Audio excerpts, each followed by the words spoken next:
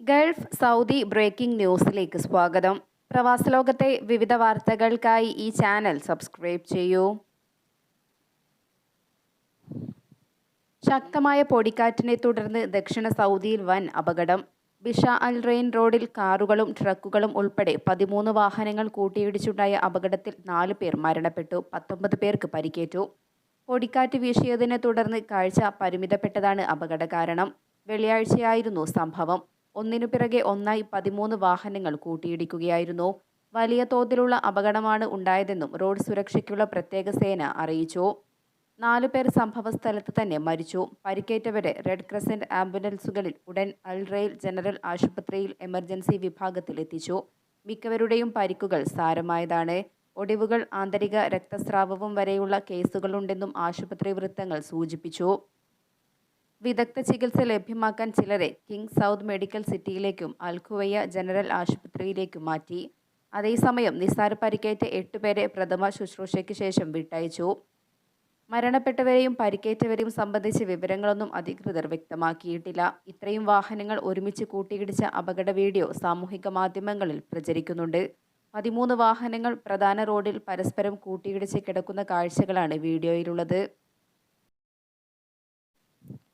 അറബിക്കടലിൽ രൂപം കൊണ്ട ന്യൂനമർദ്ദം ജൂലൈ 30 ചൊവ്വാഴ്ച വൈകുന്നേരം മുതൽ ഓഗസ്റ്റ് 2 വെള്ളിയാഴ്ച വരെ ഒമാനെ ബാധിക്കാൻ സാധ്യത. അറബിക്കടലിൽ നിന്നുള്ള ന്യൂനമർദ്ദത്തിന്റെ പ്രത്യാഘാതങ്ങൾ ഒമാനിൽ അനുഭവപ്പെടുമെന്നും സൂചിപ്പിക്കുന്ന പ്രവചനം ദേശീയ multi hazards early warning centre പുറപ്പെടുവിച്ചു. ഏറ്റവും പുതിയ വിശകലനങ്ങൾ അനുസരിച്ച് മിക്ക ഗവർണറേറ്റുകളെയും മേഘങ്ങൾ മൂടുകയും വ്യത്യസ്ത തീവ്രതയിലുള്ള ഒറ്റപ്പെട്ട മഴയ്ക്കും സാധ്യതയുണ്ട്. ചില പ്രദേശങ്ങളിൽ ഇടയ്ക്കിടെ ഇടിമിന്നലോട് കൂടിയ മഴ ഉണ്ടായേക്കാം. ഇത് വാദികളുടെ ഒഴുക്കിനും വെള്ളപ്പൊക്കത്തിനും കാരണമാകും.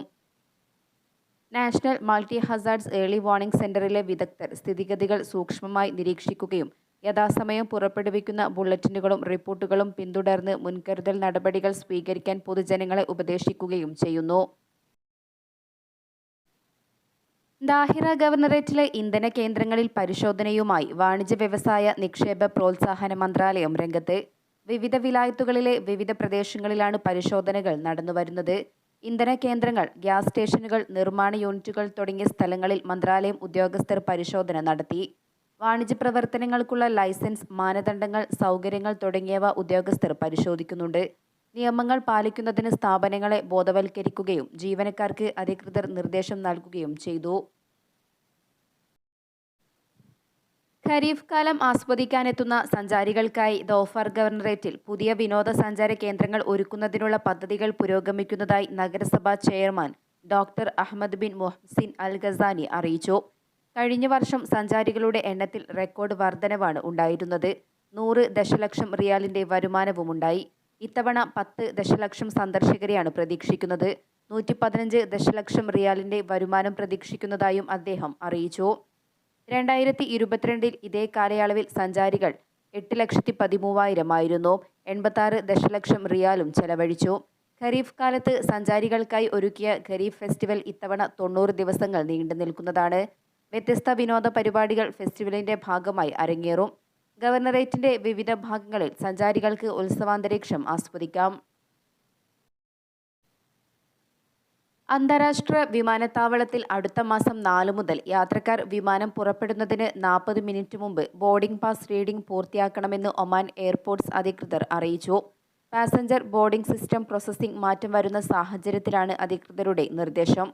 ഇതിനുശേഷം ചെക്ക് പോയിന്റ് വഴി വിമാനത്താവളത്തിലേക്ക് കടത്തിവിടില്ല. വിമാനങ്ങൾ കൃത്യസമയത്ത് തന്നെ പുറപ്പെടുന്നതിന് എല്ലാവരും നിർദ്ദേശങ്ങൾ പാലിക്കണമെന്നും ഒമാൻ എയർപോർട്ട്സ് നിർദ്ദേശിച്ചു. വിമാനത്താവളത്തിൽ PBS മാറ്റം വരുന്നതിനാൽ യാത്രക്കാർ പതിവിലും നേരത്തെ എത്തിച്ചേരണമെന്ന് കഴിഞ്ഞ ദിവസം എയർപോർട്ട് അധികൃതർ അറിയിച്ചിരുന്നു. ഓഗസ്റ്റ് 4 മുതൽ പ്രാബല്യത്തിൽ വരുമെന്നും അധികൃതർ വ്യക്തമാക്കി. ഇനി മുതൽ പാസഞ്ചർ പ്രോസസ്സിംഗ് കട്ട് ഓഫ് സമയം പുറപ്പെടുന്ന സമയത്തിന് 40 മിനിറ്റ് മുമ്പായിരിക്കും. നേരത്തെ ഇത് 20 മിനിറ്റ് ആയിരുന്നു. വിമാനത്താവളത്തിലെ യാത്രക്കാരുടെ അനുഭവവും പ്രവർത്തനക്ഷമതയും വർദ്ധിപ്പിക്കുന്നതിനുള്ള തുടർച്ചയായ ശ്രമങ്ങളുടെ ഭാഗമായാണ് ഈ നീക്കം. യാത്രക്കാർക്കും ഇത് ഏറെ ഗുണം ചെയ്യും. ഒമാനിൽ സവാള നിരക്ക് വീണ്ടും പഴയ നിലയിലെത്തി. 10 ഇരട്ടി വരെ ഉയർന്ന് 1 കിലോ ഉള്ളിക്ക് 1 റിയാൽ മുകളിൽ ഈടാക്കിയിരുന്ന കടകളിൽ 200 പൈസയ്ക്ക് ഉള്ളി ലഭ്യമായി തുടങ്ങി. വരും ദിവസങ്ങളിൽ നിരക്ക് ഇനിയും കുറയുമെന്നാണ് കച്ചവടക്കാർ നൽകുന്ന സൂചന. ഹൈപ്പർ മാർക്കറ്റുകളിലും മറ്റും ഓഫർ നിരക്കിൽ ഇതിലും കുറഞ്ഞ വിലയിൽ ഉള്ളി ലഭ്യമാക്കുന്നുണ്ട്.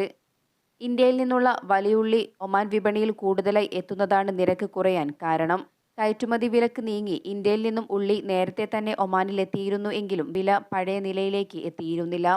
എന്നാൽ ആവശ്യത്തിന് ഉള്ളി വിപണിയിൽ എത്തുന്ന സാഹചര്യത്തിൽ ഹൈപ്പർ മാർക്കറ്റുകളിലും മറ്റ് ചില്ലറ സ്ഥാപനങ്ങളിലും ഉള്ളിയുടെ വില കുത്തനെ കുറയുകയാണിപ്പോൾ.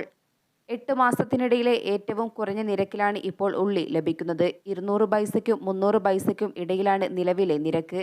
യമൻ, ചൈനീസ് വലിയ ഉള്ളികൾ സുലഭമായി എത്തുന്നതോടെ വില വീണ്ടും കുറഞ്ഞേക്കാം. ഉപഭോക്താക്കൾക്ക് ഇത് ഏറെ ആശ്വാസമാണ്. കൂടുതൽ ഉള്ളി എത്തുന്നതോടെ ഓഫറുകളുമായി വാണിജ്യ സ്ഥാപനങ്ങളും രംഗത്തെത്തും. ഗുണനിലവാരത്തിലും മികച്ച ഉള്ളി തന്നെയാണ് വിപണിയിൽ എത്തിയിട്ടുള്ളത്. ഒമാനി പൗരന്മാർക്ക് വിസാരഹിത യാത്ര തായ്ലൻഡ് അനുവദിച്ചു. 60 ദിവസം വരെയാണ് തായ്ലൻഡിൽ താമസാനുമതി ലഭിക്കുകയെന്ന് ബാങ്കോക്കിലെ ഒമാൻ എംബസി അറിയിച്ചു. ജൂലൈ 15 മുതലാണ് ഈ നിയമം പ്രാബല്യത്തിൽ വന്നത്. 60 ദിവസത്തിൽ കൂടുതൽ സമയം താമസിക്കേണ്ടവർക്ക് തായ്ലൻഡിലെ അന്താരാഷ്ട്ര വിമാനത്താവളങ്ങളിലോ ലേബർ ഓഫീസുകളിലോ അറിയിപ്പ് നൽകേണ്ടതാണ്. ഈ സൗകര്യം ഉപയോഗിച്ച് പരമാവധി 90 ദിവസം വരെ തായ്ലൻഡിൽ സൗജന്യമായി തുടരാം. എന്നാൽ ഇത് തായ്ലൻഡ് ഇമിഗ്രേഷൻ ഉദ്യോഗസ്ഥരുടെ വിവേചനാധികാരത്തിന് വിധേയമാണ്. ഒമാനെ മാലിന്യമുക്ത രാഷ്ട്രമാക്കാൻ പദ്ധതിയുമായി പരിസ്ഥിതി വിഭാഗം രംഗത്ത്. മാലിന്യ ബഹിർഗമനമില്ലാത്ത രാജ്യമാക്കി മാറ്റുന്നതിന് പുനർചംക്രമണ പദ്ധതികളാണ് രൂപം നൽകിയിട്ടുള്ളതെന്നും ചെയർമാൻ വ്യക്തമാക്കി. മാലിന്യം കുറയ്ക്കുക, മാലിന്യത്തെ തരംതിരിക്കുക, മാലിന്യങ്ങളുടെ പുനർചംക്രമണത്തിന് മുമ്പ് വീണ്ടും ഉപയോഗിക്കുക തുടങ്ങിയ ഘട്ടങ്ങളാണ് അധികൃതർ ലക്ഷ്യം വെക്കുന്നത്. ഇതിനു പുറമെ കൂടുതൽ മരങ്ങൾ വെച്ചുപിടിപ്പിക്കുകയും ചെയ്യും. കാർബൺ ഡൈ ഓക്സൈഡ് ബഹിർഗമനം തടയുന്നതിനായി രാജ്യത്ത് കണ്ടൽ ചെടികൾ ഉൾപ്പെടെ നട്ടുപിടിപ്പിക്കും. ഇതിന്റെ ഭാഗമായി അൽവുസ്ത ഗവർണറേറ്റിൽ 100 ദശലക്ഷം കണ്ടൽ തൈകൾ നടുന്നുണ്ട്. ദോഫാറിലും 10 ലക്ഷം മരത്തൈകൾ നട്ടുപിടിപ്പിക്കും. 7% അന്തരീക്ഷ മാലിന്യം കുറയ്ക്കാൻ ഒമാന് സാധിച്ചതായി ഐക്യരാഷ്ട്രസഭ കണക്കുകൾ സൂചിപ്പിക്കുന്നു. ഖരീഫ് സീസണിൽ പൊടിപടലങ്ങളും മഴയുമടക്കം പ്രതികൂല കാലാവസ്ഥയിൽ വാഹനങ്ങളുടെ നമ്പർ പ്ലേറ്റുകൾ മറഞ്ഞു പോകുന്നതിനെതിരെ റോയൽ ഒമാൻ പോലീസിന്റെ മുന്നറിയിപ്പ്. ലൈസൻസ് പ്ലേറ്റുകൾ മുഴുവൻ സമയം വ്യക്തമായി ദൃശ്യമാണെന്ന് ഉറപ്പുവരുത്തണമെന്ന് പോലീസ് പൊതുജനങ്ങളുടെ ശ്രദ്ധയിലേക്കായി പുറത്തിറക്കിയ സന്ദേശത്തിൽ അറിയിച്ചു. നമ്പർ പ്ലേറ്റുകൾ ദൃശ്യമല്ലെങ്കിൽ പിഴശിക്ഷ ലഭിക്കും. ഖരീഫ് കാലത്ത് മഴയും പൊടിയും കാരണം വാഹനങ്ങളും ബോഡിയും ഗ്ലാസുകളും മറഞ്ഞു പോകാറുണ്ട്. എന്നാൽ ഇത്തരം ഘട്ടങ്ങളിലും നമ്പർ പ്ലേറ്റുകൾ മറയുന്നില്ലെന്ന് ഉറപ്പുവരുത്തണം. ഇടയ്ക്കിടെ പരിശോധിച്ച് മുൻവശത്തെയും പിന്നിലെയും നമ്പർ പ്ലേറ്റുകളുടെ ദൃശ്യത ഉറപ്പുവരുത്തണം. ദൗഫാറിൽ നിന്നുള്ള വാഹനങ്ങളുടെ ദൃശ്യങ്ങൾ ഉൾപ്പെടെ പങ്കുവച്ചാണ് റോയൽ ഒമാൻ പോലീസ് ഇക്കാര്യം ഓർമ്മിപ്പിച്ചത്.